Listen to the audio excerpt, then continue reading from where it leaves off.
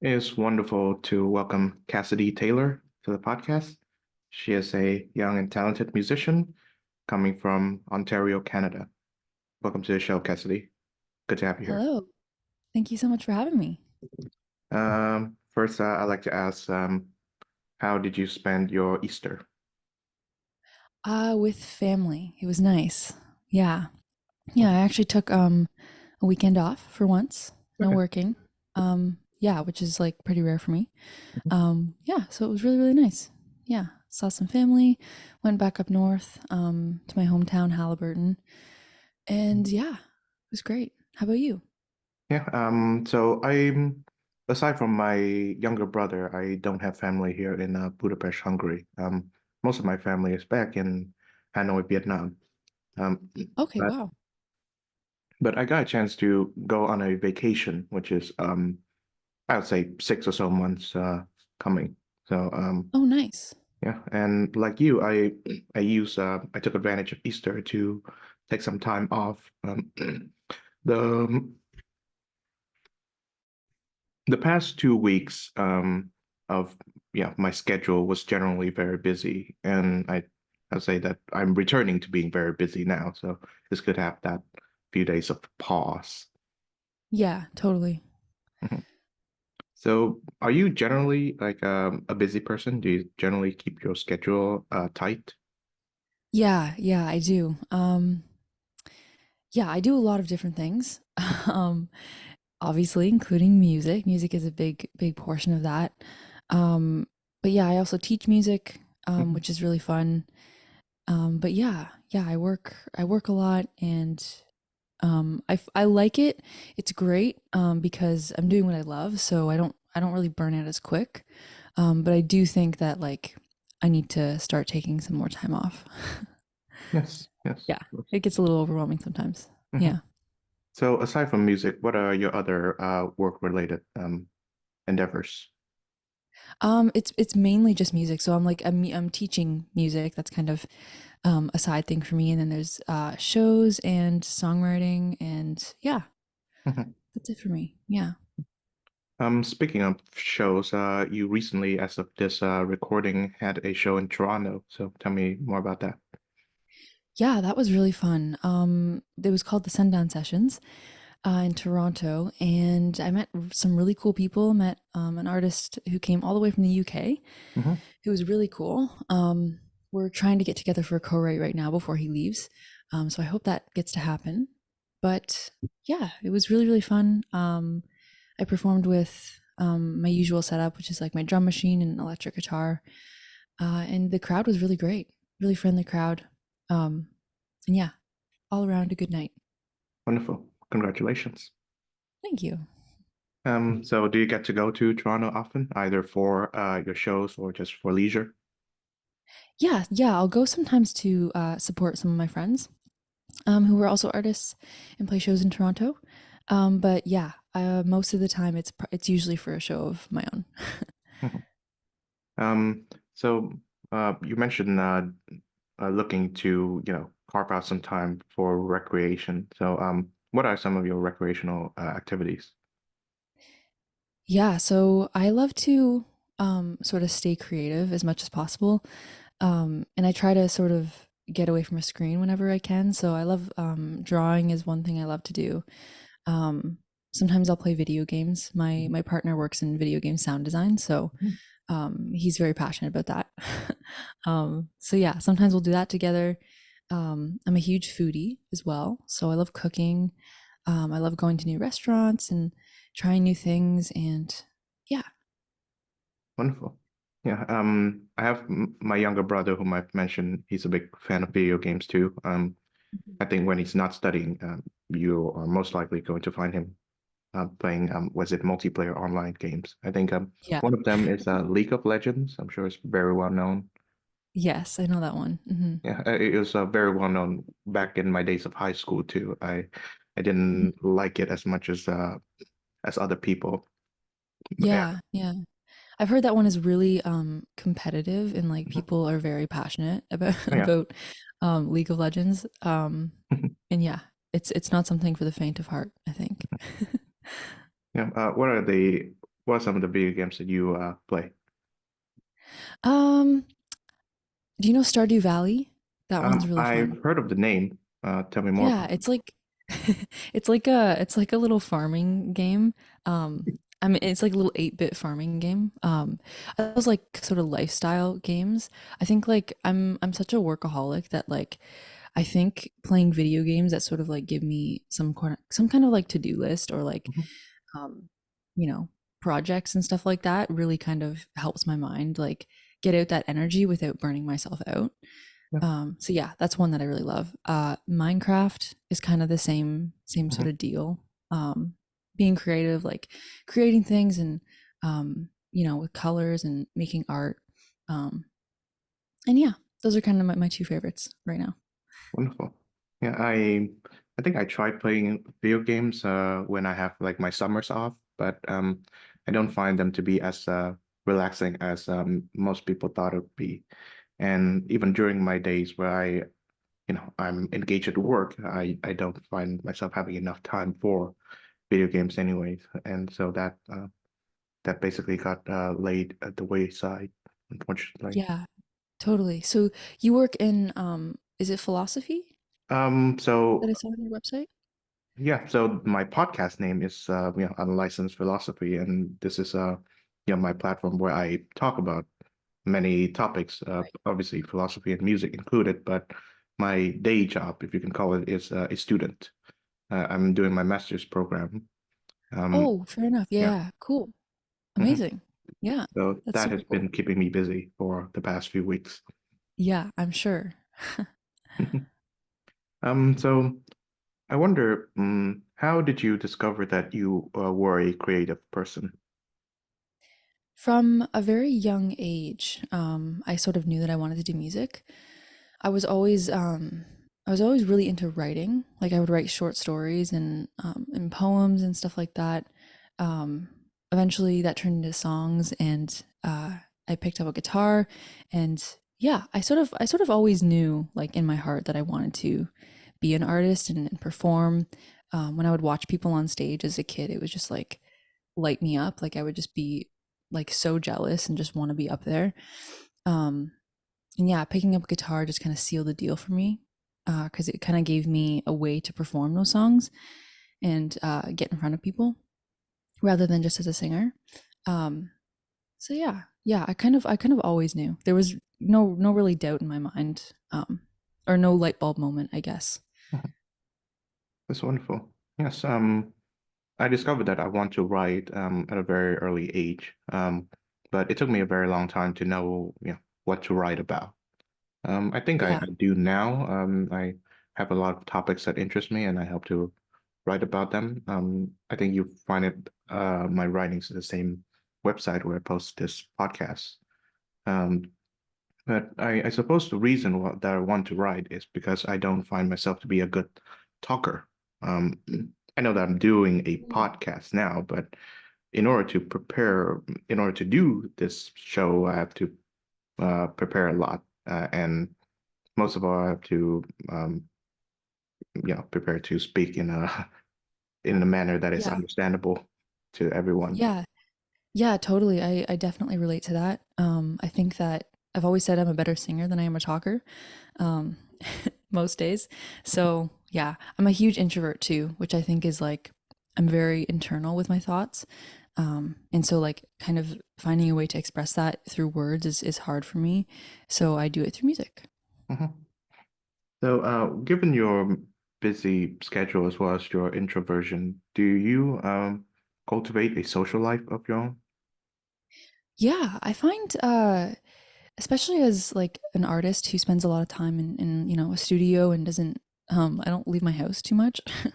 I find that when I do, it's like really um it's nice to talk to people. Like I sort of light up in a way. Especially when I find people to really connect with on a deeper level. Because usually if I leave my house, it's sort of like an artist scene. It's a show or maybe someone else's studio, and so I get to kind of connect with those people on a deeper level, which is really nice. I find like the small talk thing is hard for me because I'm a very like again introspective person. So Mhm. I think that I think a lot, and the small talk thing doesn't really work for me usually. Yes. Yeah, me neither, which is why I prefer communicating via writing. Um, Mm. I think one of the lost art that I find is letter writing, where you exchange letters to someone and they respond. But yeah, I there was this novel that I read, Dangerous Liaisons or Les Liaisons Dangereuses by Cordelos de la Cruz. That is a novel in letters, well, Oh, originally written in cool. French, and it's been adapted into many famous movies. Um, now, if you indulge me for a bit, um, the novel as well as all the movie adaptations follow two former lovers who uh, plan to in some ways dishonor or in the in the more like sexual terms like deflower this young girl who's like a virgin and Mm. the original novel was set in pre-revolutionary era France, but the adaptations have taken that that plot line to everywhere. I think there was this movie in the 90s called Cruel Intentions, which is based on that. It's set in the American prep school upper class scene, and there's also a Mm. Korean adaptation, as I've found out. And so this example summarizes what I like about storytelling via writing, in that even though the cultural context is specific, there are certain themes that are universal that almost every culture can relate to in some way, shape, or form. Yeah, that's interesting. Hmm. Yeah, I've also I've gotten into reading a little more too lately. Again, like just a creative thing to kind of get my mind going. Um, and I'm also really into like the self-help sort of genre, like books that are just like how to make your business better or how to like, you know, be better as a person, and like, improve your quality of life and that sort of stuff. So yeah, that's really interesting. I'd Mhm, love to read it sometime. mhm. Yes, the self-help genre, it's amazing because I suppose that the point or the objective of being an author is partly to create a self. It's also to explore these certain themes that I've mentioned. But one of my favorite writers is James Joyce, and in Portrait of the Artist, his most readable novel, um, he sets out to write a version of himself that the real James Joyce can live up to in some ways.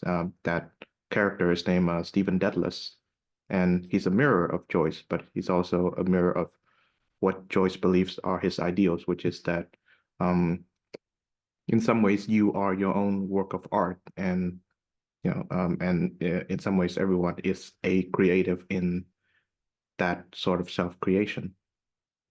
Yeah, totally. That's interesting. That's an interesting way to look at it for sure. Yeah. Mhm. And well, from your view, what are some of the themes that you like to either write or read about? Yeah. So, themes kind of differ for me. I like writing kind of about what I've been through, but I also like writing about maybe things that haven't happened, or maybe happened to a friend, and sort of writing that story kind of through their perspective. I think a lot more of my like recent stuff that isn't released yet, is more on the side of like uh talking through someone else's perspective and sort of like creating a story that maybe didn't exist, or you know just like a Mhm. scenario. I find that really interesting. Oh yeah. So yeah, I kind of like I draw inspiration from many different places. Yeah. Mhm. That's wonderful. So would you like to tease out some of the as yet unreleased songs that you have? Yeah, I could yeah, I'm trying to think of which one I could talk about. I play one of one of them at my live shows a lot, because it's just really fun to play. It's like an upbeat tune, which is like more of a rarity for me. It's called Hysteria, and I really love playing this one. This one is not actually about someone else. It's about something that I went through specifically. And it's sort of about when you get into a relationship with someone and you're going through this sort of like honeymoon phase of like everything is perfect and like the rush of just like being with someone new is just like kind of carrying the relationship. And then like getting past that is always like, I don't know, the Mhm. test of time. Like, is it gonna last? And I found myself sort of like riding off of that feeling and just kind of basing the relationship off of how that felt, Mhm. which eventually ended. And so I wrote this song called Hysteria, which is basically about like feeling like a little bit crazy, I guess. And then realizing that, oh, that wasn't actually real. Like that was just, in the moment feelings. It wasn't like lasting feelings. Mhm. Yes. I wonder in your personal experiences with, say, romantic relationships, do you remember more how a certain relationship began or how it ended? Ooh, that's a really interesting question. Definitely. I think it depends on which relationship. Mhm. um, The ones but that I you would say like remember the ended. most, I Like, suppose. Yeah. yeah, yeah. Whenever I think about like those past memories, I think about how it ended. Because like that is how I view the person, I guess, if that makes sense. Mhm. Yes. Yeah. It applies to me too, actually. I've been through a few of them and I think all of them ended badly. I Yeah. can't think of anyone that ended well. There are Yeah. those that did not end as badly as the other, but still, it can be tough. But I suppose in you are currently in a relationship, as you mentioned. You have a partner who works in video games. I'm sure Yeah. you Mhm. remember how it began. Yeah, yeah, I do. Yeah, it was actually during the pandemic. Mhm. We moved in together because we were just friends at the time, but we moved into the same place together to make music because we couldn't do anything else. Couldn't work, couldn't do anything really. So we just decided, hey, let's just move in together and just like start making music. And yeah, that's kind of how it all started. I see. So he works with and in music as well, right? Yeah, so he used to do a lot of like mixing and engineering in the music scene. He recently, I would say probably like 2 years ago, kind of switched into the video game scene. Um, yeah, but he still works with me on music stuff. And I honestly think that working in a different sort of audio world has actually improved his like ears and his mixing abilities. I Mhm. feel like he approaches things from a different angle, which is really nice. It's like it's funny. I find that sometimes we're very alike, but sometimes complete opposites in ways when we work together, which is like really nice because you don't want to work with someone who thinks the exact same way as you. So yeah, I think it really adds to the art. Mhm. Tell me more about how you guys help influence each other's as musical creative processes. Yeah, I mean he's a sound designer, right? So Mhm. he just approaches sound, I guess, as sound is what it is, right? It's not sometimes it's not necessarily like an instrument that's playing in the song. It's like a sound, if that makes any sense. So it's sort of like broadening the horizons of what music can be, which I find really interesting. Like we were actually just working on that song Hysteria I told you about earlier over the weekend, and we were recording like a 12 string guitar, and the point of recording the 12 string guitar wasn't to make it sound like a 12 string guitar. It was to make it sound like something completely different. And yeah, I think like that's the way his mind works, and yeah, I love that. Wonderful. And so going back to writing about the self, you released a debut EP last year. Is Yes. self-titled. and it's a lovely EP. I really like listening to it. Thank you. So tell me about your decision to name the collection of tracks after, well, yourself. Yeah, I think that it was just a good way to release my first project. It was sort of like those songs have been sort of evolving over so many years, and um, yeah, I just identified so closely with them, and I didn't really see any other way to release it. Mhm. If that makes sense. Yes, yes, I get it.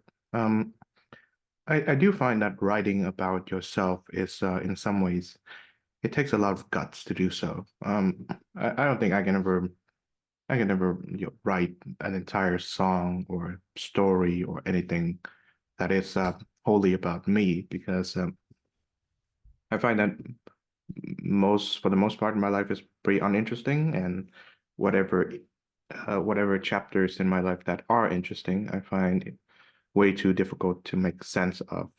Um, so it is not something that I'd rather do. I think in say psychotherapy, they recommend that you journal. That's something that I find very difficult to do because you know, I sort of experience events that as they go, I don't dwell on them, or at least enough to write about them. Yeah, yeah, that's fair. I think for me, I like dissecting a lot and just sort of like making sense of something that happened. Um, yeah, yeah, that's interesting to hear. Hmm. No, it's true that most popular music, including I suppose the songs that you write, are autobiographical in some ways. So so most musical artists, at least in the popular scene, they strive to write about themselves in a way that is most interesting and most resonating to their listeners. So I wonder, in your case, um, how do you write about certain things that people may find interesting to listen to? Yeah, I try to write without thinking about what other people will think. I find that as soon as I start thinking about how other people are going to feel about it or if they're going to understand, the writing just kind of goes out the window. Like I write my best songs when I just say like, even if it's like one of my most vulnerable sort of moments, I write my best songs when I just say like, okay, no one's gonna hear this song. Just write it, and if you like it, you like it. But if you don't, no one has to hear it. Um, and honestly, like every time I say that to myself, it's like my best stuff happens. I see. Another challenge too is, as you've addressed, being vulnerable. How do you overcome the fear that you'll be judged or misunderstood? I think that is not something that I can ever do so. Yeah, I think the more I connect with people through music or otherwise, the more I realize that everyone is kind of the same. You know, everyone is struggling with something that you know nothing about, and everyone overthinks. I was hanging out with my friend one time, and I remember her like saying after we were like done hanging out, we were saying goodbye. She was saying something like, "Oh, I keep thinking about that thing I said to you earlier," and like she felt bad for saying it. And it's funny because I was thinking about the things that I was saying that might have made her feel bad. And so I just think it's funny that I was overthinking about what I was doing, she was overthinking about what she was doing. And so like that moment made me realize that everyone overthinks, and everyone is kind of um, thinking about themselves a lot, right? So no one's really thinking about what you're doing as much. And I think realizing that just like helps me connect to people so much more, because everyone's like doing the same thing, you know. And Mhm. I just think we don't realize it most of the time. Mhm. Leonard Cohen has that one beautiful lyric where he says, "There's a crack in everything. That's how the light gets in." Yeah, I think it was Yeah. in Anthem. Yeah, that's one of his songs. Cool. So Yeah. I suppose following that example, Do you believe that people connect to each other through their vulnerabilities? Totally. Yeah. I think that's where nothing's perfect. Nothing's ever going to be perfect. And I think pretending like it is just just strips that like human like uh element from it, you know? Like what makes us human is the fact that we're not perfect. If we were perfect, we'd all be like robots, you know? Mhm. So I think that through those vulnerabilities and through those like insecurities or flaws, even, that's where we can really like connect and sort of carve out like um, a an identity as a person. Mhm. Yeah. Speaking of robots, what are your opinions regarding AI created music? um, I don't indulge in it personally, but I think that the tools can be useful. But I think that we also need to be careful because you know, robots are just they're like rearranging pieces that have already been made by humanity, you know. It's not really anything new and like nothing's being invented that's new from robots. It's just like they're recreating things that we've already made. So I think that it's really useful in some circumstances, but I think that we need to be careful when we think about AI as like a creative sort of entity.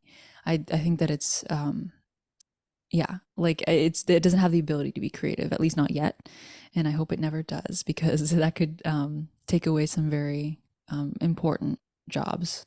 Because I think we as humans, like not just creating an industry from it, but actually just like benefiting as a human from art, I think is really important. So Mhm. I hope that it never gets there, but we'll Mhm. see.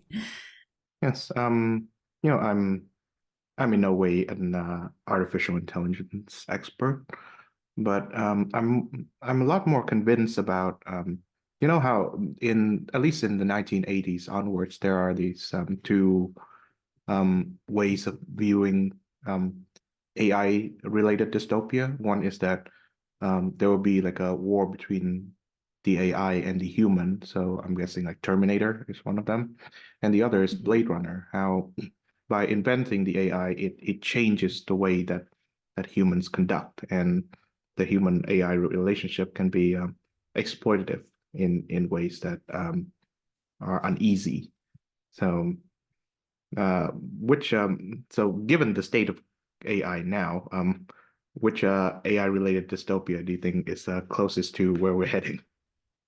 Yeah, I think both are very um like they're equally sort of possible.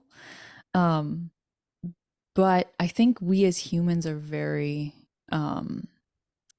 I don't know, we're like destructive, you know? Like I like to think the best of people and I Mhm. know so many great people, but there's also so many like evil people out there in the world. And I think that um, some of the world's like biggest inventions have been because of war. And like uh as sad as that is, I think that if anything, it'll be used as sort of like as a tool and like a defense mechanism more than like a tool to make our lives better.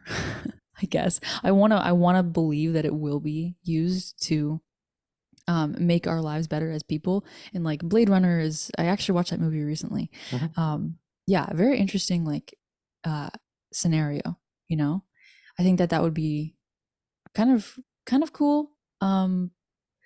But again, can be destructive if it's taken too far. I think. So yeah, I think like both are possible, but humans are selfish. Mhm. Yes, I find that so um to what extent do you follow the Bible? I myself am a very religious person. I recently reread the book of Genesis, and um I read about the story of Cain and Abel. They were the first like pair of siblings. And Cain murders his brother Abel. But later on, Cain was the founder of the first city, and I thought that that is incredibly interesting. So um, Cain was a creative person. He founded something, but he also a very destructive person in that he killed someone. Um, Mhm. so in some ways, humans from that story alone has a propensity for creativity as well as destruction. And in some ways, we all live between these two aspects of humanity. Yeah, yeah, totally. I think like I mean like I only hope that like the good people in the world. I think that the thing is like, you know, good people want good things to happen and um I don't know. I don't want to say like we shy away from, but we just don't want to be a part of the bad stuff. And I think like the bad stuff can come into the good stuff and sort of ruin that. And I don't think the other way around works as smoothly, I guess, if that makes any sense. Mhm. I guess going into more aspects of the philosophical. Yeah. What do you believe makes a good person? Ooh. Um, I think I think the ability to be like selfless, but also like balance being selfless and selfish. It's a tongue twister. Um, yeah, but balancing those two things because if you can't take care of yourself, you can't take care of other people. Um, so yeah, I think both of those things are very important to be just a good person because I think like you need those boundaries and you need to know when you need to take time for yourself and you also just can't take too much of that time for yourself. You need to remember that there's um you know other people out there and there's family and there's friends and those people need you too as much as you know you need them. So yeah, I guess that would be my answer. It's an interesting question though. I'm gonna think more about that. Yes, of course, me too. I think the corpus of philosophy is I think it starts with the question of what makes a good person, and Mm-hmm. you'll later dive into like all sorts of other questions as is it necessary to be a good person, or can you Mm-hmm. be a good person in a society that is fundamentally not good, so to speak. Um, Yeah. and I think much of today's is politics, so to speak. I don't want to get too much into that because it can be very controversial and Mm-hmm. follows the question of can you be like a good individual where when you live in a society where much say immorality or exploitation can happen. Yeah. Yeah, I think like being together as people is so important. Um and yeah, with like technology, I think that's sort of like um divided but also kind of connected us in a new way. It's an interesting dynamic because like I meet people online that I never would have met had it not been for like Instagram or whatever. Um so yeah, like that togetherness, like that sense of like we have each other's backs, I think is really important. Now back to the idea of the self. The great thinker Jean-Jacques Rousseau, he classifies the love of self as there are two kinds, so to speak. He classifies it. So he's French. So one phrase is amour propre, and the other is amour de soi. Both translate into English as self-love, but both mean differently. I think the first one was it amour propre is what he regards as the certain kind of love of self that we were born with, and in some ways we need to overcome because this regard of self is dependent on extrinsic factors in either say how people think of you, um, and etc. And the second kind, amour de soi, is what he hopes that man would aspire to, in that the love of self is based on intrinsic factors, in that you are a human with dignity and and virtue and all that, and you're capable of great things, so to speak. Um, and And I think there's some, I think the start, so to speak, if I can opine on it, to being a good person is to cultivate a certain healthy love of self. I think Mm, selflessness is something that is being touted and praised.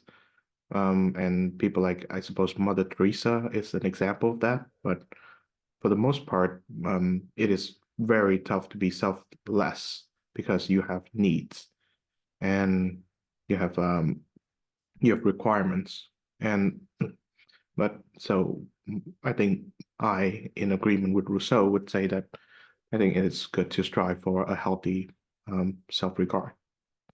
yeah, yeah, for sure. Um, that's a great way to put it. It's yeah, like you need to be both. Like you can't be just selfish. You can't be just selfless. You kind of have to have those two. I guess, like you said, two forms of self love. Interesting way to put it, though. Like being selfless is also a form of self love, is what you were saying earlier. I guess in a way, right? Am I sort of It can right be, about yeah, that? it can Yeah, be. yeah. Which I think is like, yeah, a really good way to look at it. Yeah, I think we started with the idea of, taking time off for yourself, and I think it in some ways relates to this. I think it is very true that, at least in Western culture, um, um, a certain a certain work ethic is being promoted in a way that it can be considered unhealthy. But at the same time, there's also a culture that promotes indulgences. So, taking, enjoying too much of some certain thing, and forgetting certain limits or restraints that oneself must have. I suppose the existence of McDonald's or Las Vegas is one point, but like I said, on the other side, there's a culture of I guess workaholism that is also being promoted, and Totally. Yeah. both are immoderate in their own ways. Yeah, for sure. Yeah, I'm a very like all or nothing type of person. Like I've learned that about myself. Like if I um am working, I work too much, or if I'm like taking time off, I take too much time off. So like I've sort of had to find this, like it's a balancing act. Like finding that middle ground has been really tough for me. Um so yeah. Mhm. Yeah. Um, so returning to I guess the Bible and religious themes, if I may. So one of the Ten Commandments is that you need to keep the Sabbath holy, and it's derived from the fact that when Pharaoh and the Egyptians enslaved the Hebrews, the Israelites, um, the slaves are basically forced to work 24 hours a day, all 7 days a week.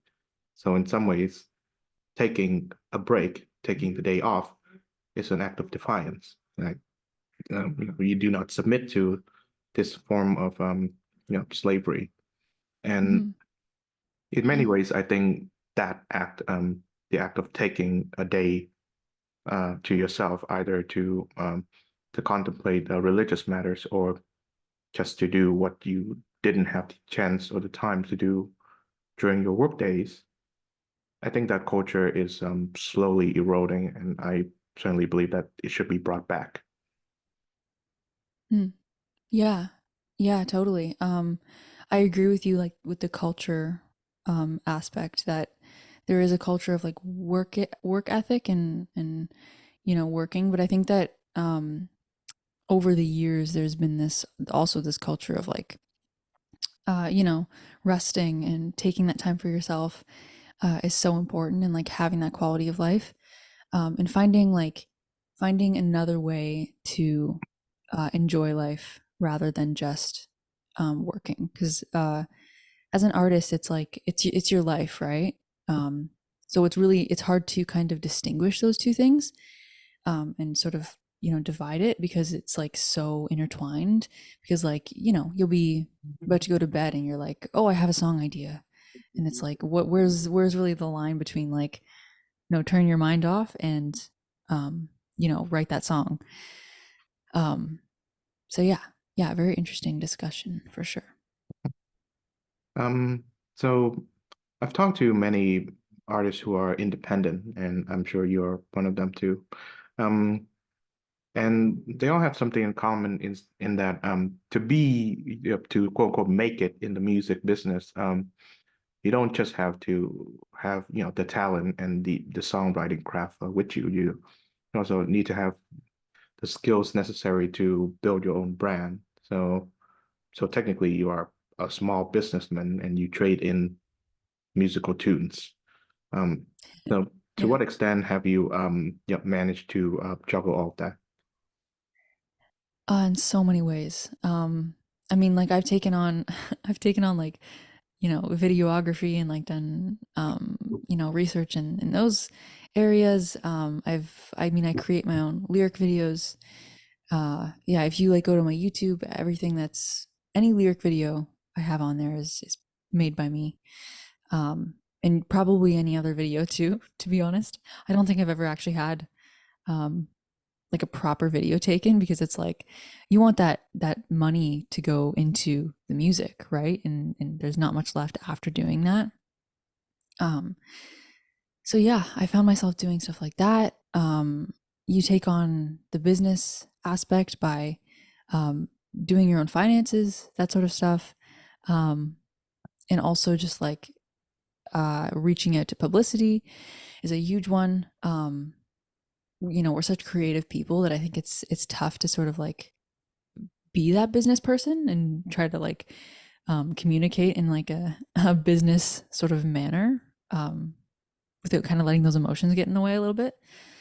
So yeah, there's so many ways that it's become a part of my life, and honestly, I've learned to love it. I've learned to love like every aspect because uh, doing those things I know is gonna like better my career as a whole.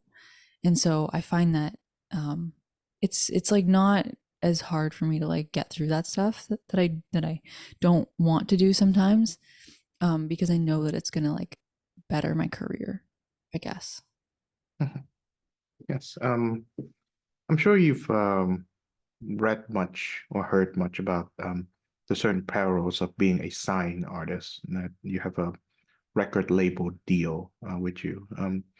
There are many cases where artists and management had to fight over that, and it can be very fraught. I think Prince was an example, and of course, recently enough, Taylor Swift. Um, and I think the appeal is that well, once you sign on to this label, they do everything that is non-music related for you. So the business and the PR aspects. But I think the ever-present caveat is that they get to decide what your image is going to be, which I think for I think for all of us, is hard to give up. Yeah, I actually the first song I ever released was actually with a label, and it was because I won a contest at Ottawa Blues Fest in 2017. I got like a single release deal with a record label, and so that experience was interesting. Um, and I won't say like what label, what people, because there were some really great people that I worked with, and great connections that I made that I still talk to today. So it was a really, really great experience. But I think that just like sort of being painted in a light that um, doesn't really resonate with you, especially being so young too. Like I find that, especially as a young female artist, like it was really hard to be heard, let alone be like confident with what I was saying. Um, so yeah, record labels are, I think, good if they really do care about you as a person and you as an artist. Because I know there are some great labels out there and some great sort of management teams, and that could really, really help elevate your career. But I think that, of course, you have to be careful with what you sign because, we all want to do the best that we can and we all want to make it as far as we can. And so, like, if someone says, "Oh, we can do that for you," like it's pretty tempting. But yeah, I like personally, I've found a love for being an indie artist and doing it all myself.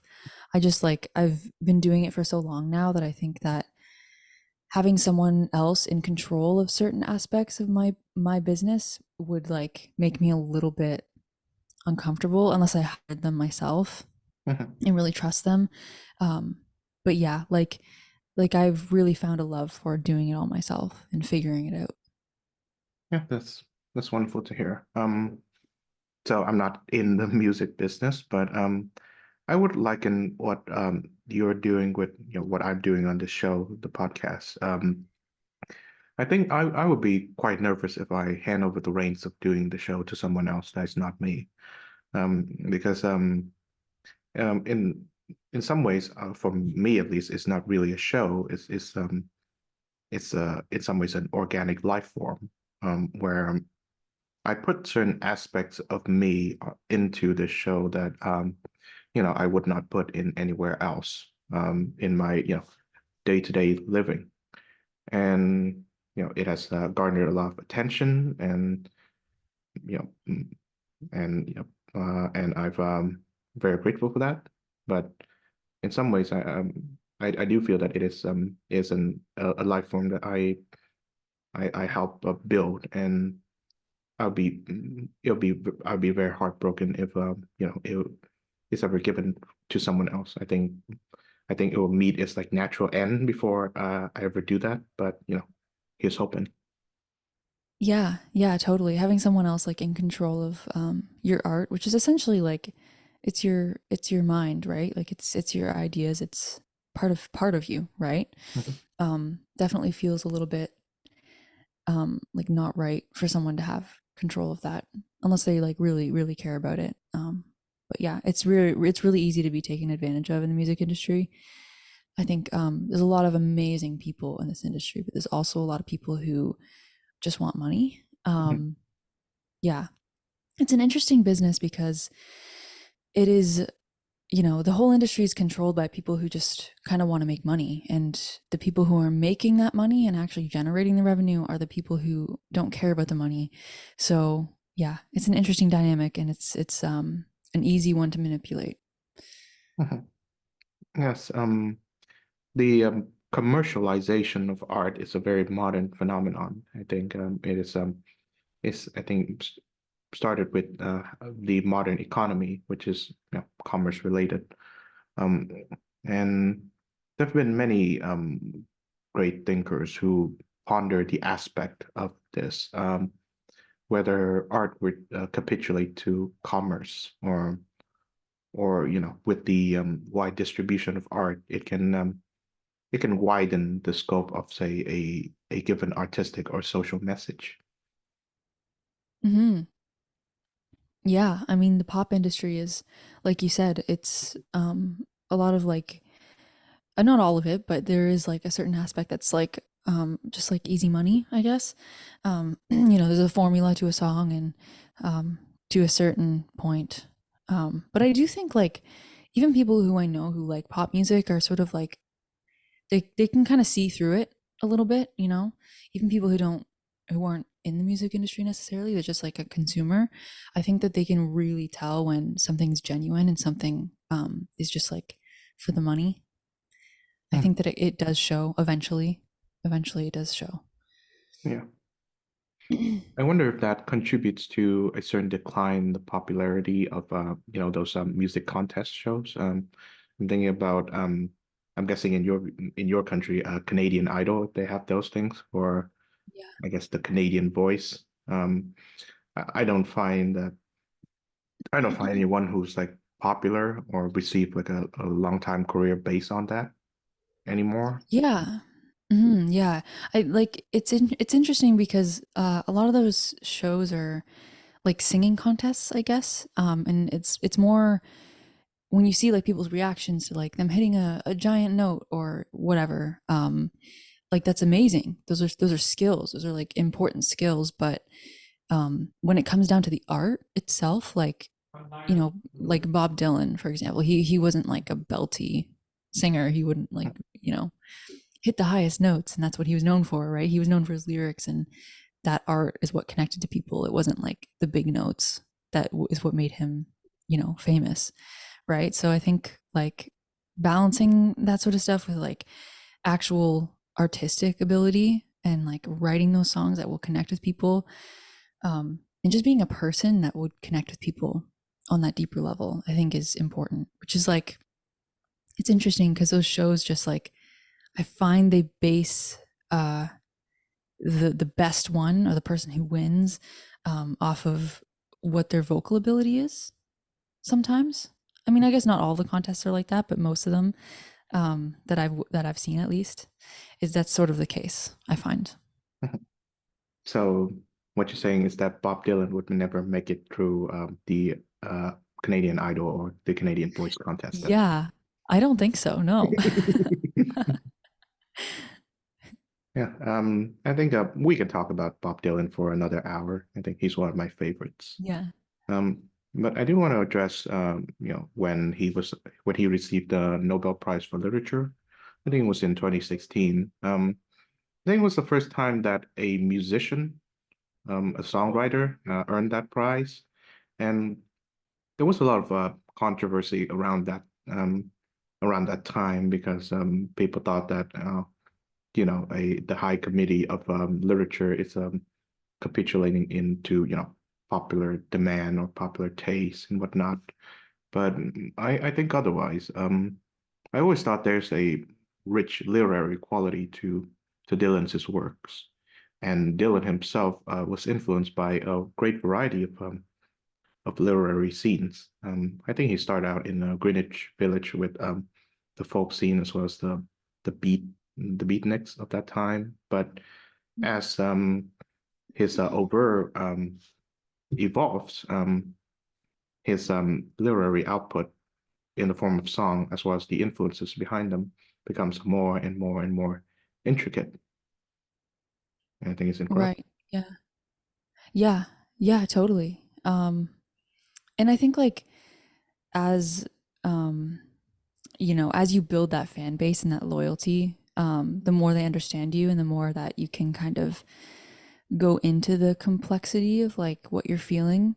Like Taylor Swift is a good example because have you heard her newest album yet?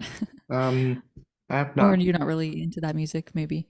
I think regrettably, I'm not find Taylor Swift's music too appealing, but it's Yeah, different fair for enough. Yeah, others, yeah, I suppose.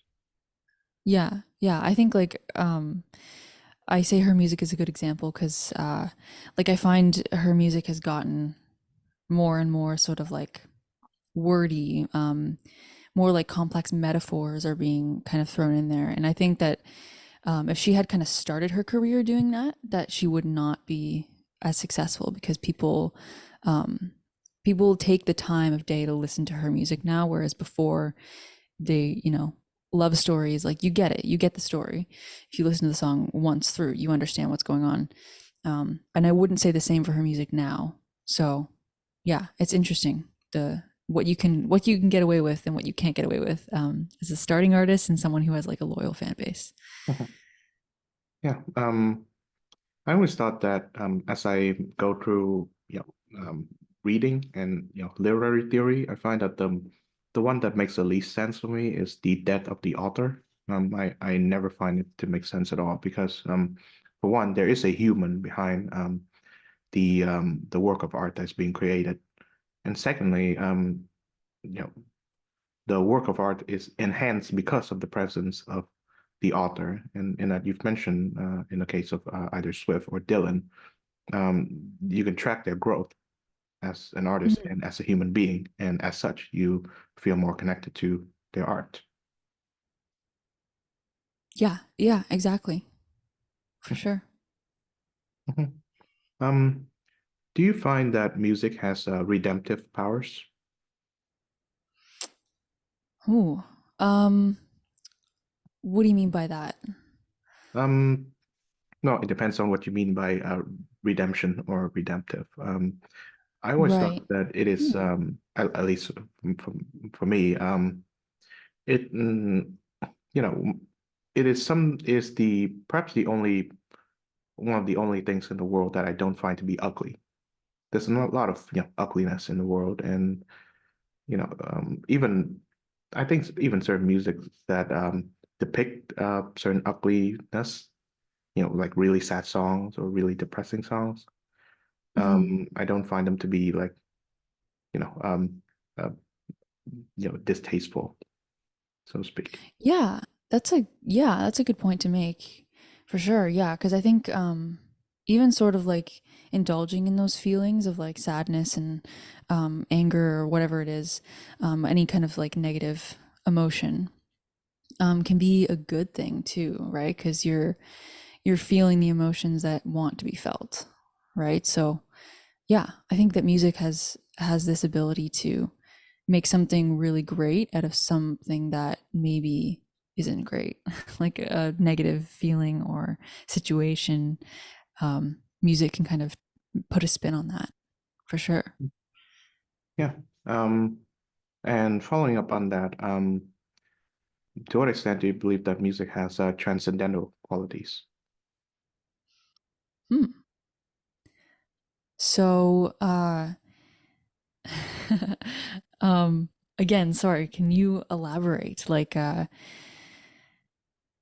do you mean by transcendental? Oh, transcendental. Yeah. Transcendental, yeah.